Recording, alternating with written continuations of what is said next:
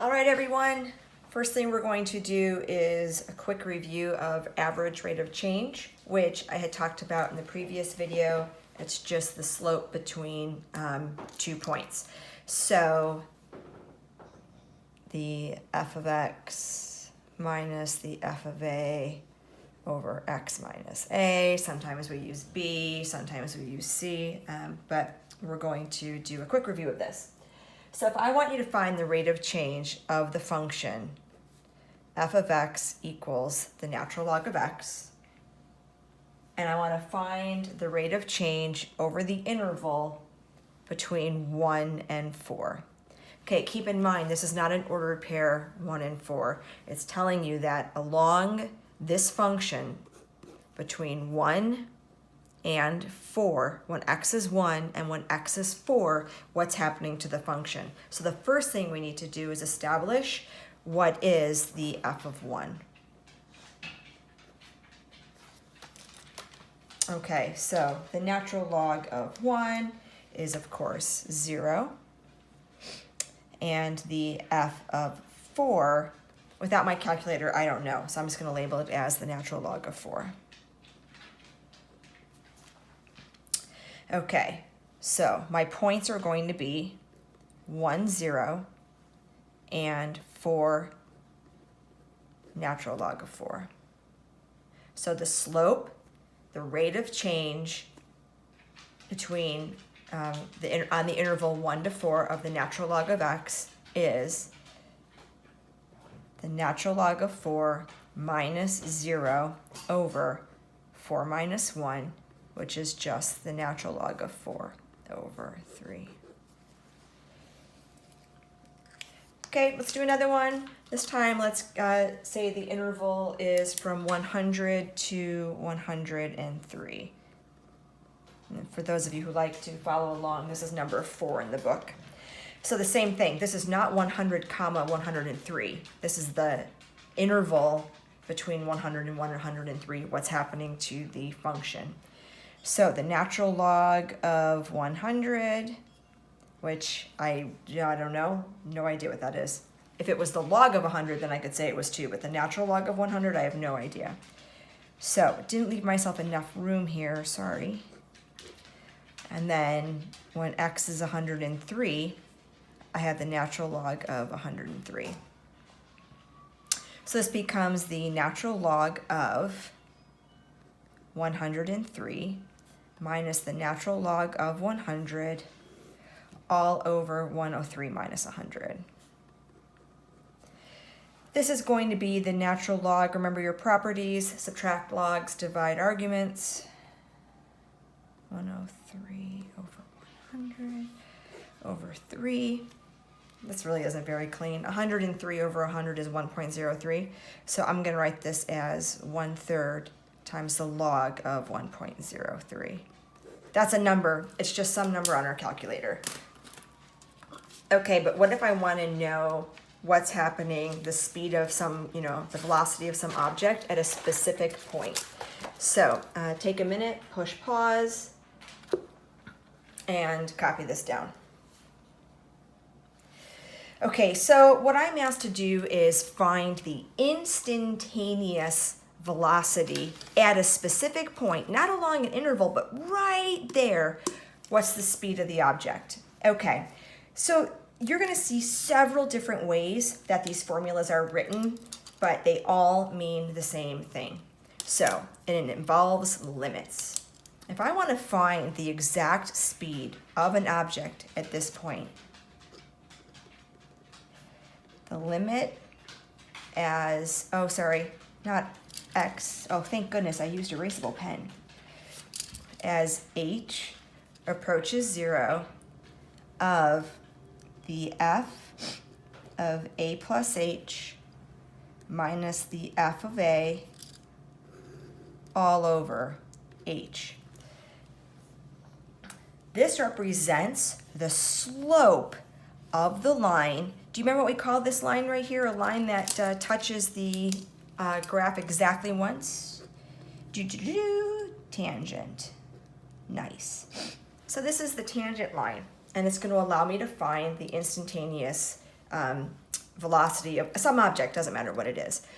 So this is the slope of the curve, it's called, which sounds like, how does a curve have a slope?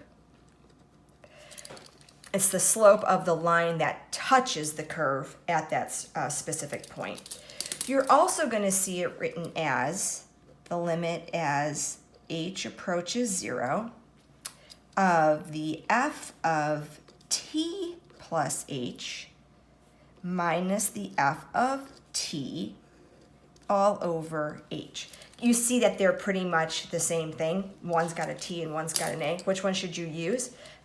With those of you who don't have the nicest handwriting, I recommend A, because then your t's are going to turn into plus signs and then we get all confused. Instantaneous rate of change.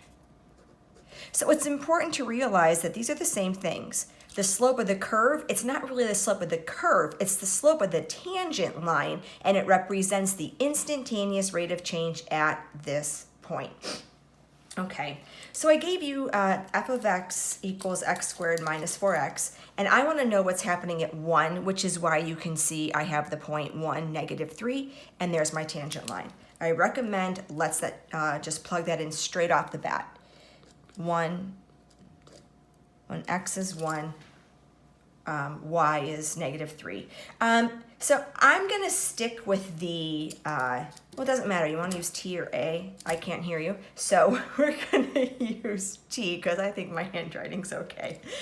So this is t, and this is the f of t. Okay, so this is going to be the limit as x, I keep saying x, I mean h, you guys. I'm sorry about that. I'm so used to writing x. It's supposed to be h of the f of t, but t is now 1. You see that? I'm going to take out the t and I'm going to put in 1 plus h minus the f of t, which we already figured out. The f of t is negative 3 all over h. Okay, so you know when we found the f of t, I plugged in 1. Well, now I'm going to find the f of 1 plus 8, 1 plus h. So instead of plugging in 1, I'm plugging in this super fancy function, which is 1 plus h. And that gets plugged into here. So this is going to be the limit as h approaches 0 of x, which is 1 plus h, squared minus the f of x, which is 1 plus h, and then plus 3. I think I just said that incorrectly. 1 plus h quantity squared minus 4x, which is 1 plus h. I may have misspoken. Okay, you're going to do some simplification of this. And when all said and done, when you do the simplification, you should get h minus 2. FOIL, combine like terms, etc. Divide by h. Do not cancel. Don't cancel. Reduce. So when you plug in 0, the limit is negative 2. Does that make sense? Does it look like the slope of this line could be negative 2? I think it does. Now let's actually find the equation of this line. So it's great. The slope is negative 2, but what's the actual equation? Okay, well, sometimes you can just like count on your graph, but we don't want to be counting on our graph. That's not very mathematically, accurate. I would use point slope form. That's up to you, but you have a slope, you have a point, use point slope form. You'll be done in no time. So y minus y1 plus 3 equals m negative 2 times x minus x1, which in this case.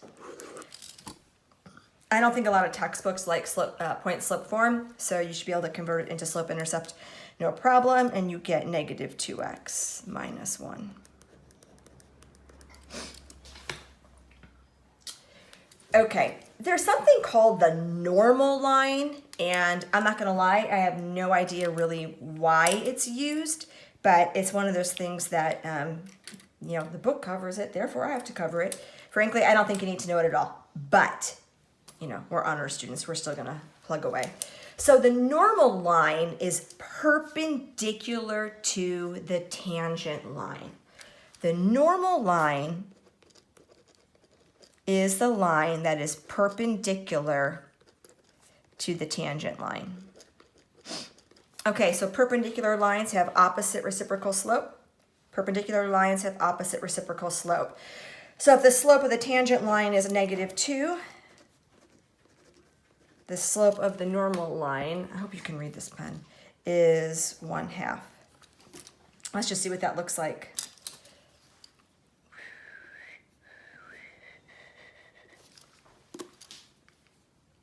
Hold on a second. What is it? Positive 1/2. So from this point, 1, 2, 1, 2, from here. Doesn't look perpendicular, but it is indeed perpendicular. So the equation of that line is going to be, I'm sorry, I'm out of room. I have to write it up here. Slope is 1/2. You have the point 1, -3.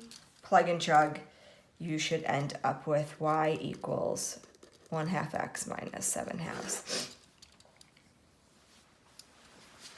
Okay, great.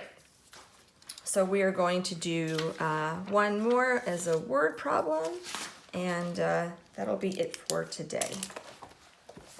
So those of you who'd like to follow along in the book, this is number 28. We're launching a rocket. This should go along with Phoebe and her rocket launch, her retro rocket launch yesterday, her previous lesson, I guess. So the height of a rocket is equal to 3t squared. And how fast is the rocket climbing after 10 seconds? So the h of 10 is 300, so it's reached 300 feet. Is that what I'm talking about here? Okay, so I have the point 10, 300. So again, they give me that the height of the rocket is 3t squared, and then I want to know how fast is the rocket climbing after 10 seconds. So after 10 seconds, time is 10, plug in and you get 300. Okay, so this is instantaneous. Want the instantaneous velocity. So you may want to, I do this a lot, I just write down the formula. Plus, the more you write it down, the easier it's going to be to remember. The f of t plus h minus the f of t all over h. Okay, so in this case, your t is 10. This is going to be the limit as h approaches 0 of the f of 10 plus h minus the f of 10, which is 300, all over h. So take a look at that, or pause it, I guess. 3t squared. So this is the limit as h approaches 0 of 3 10 plus h squared minus 300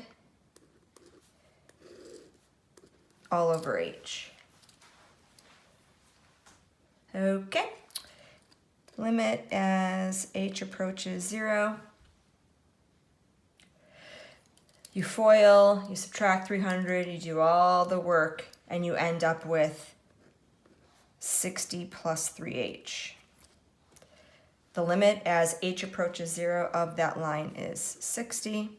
So the rocket is going, what are our units here?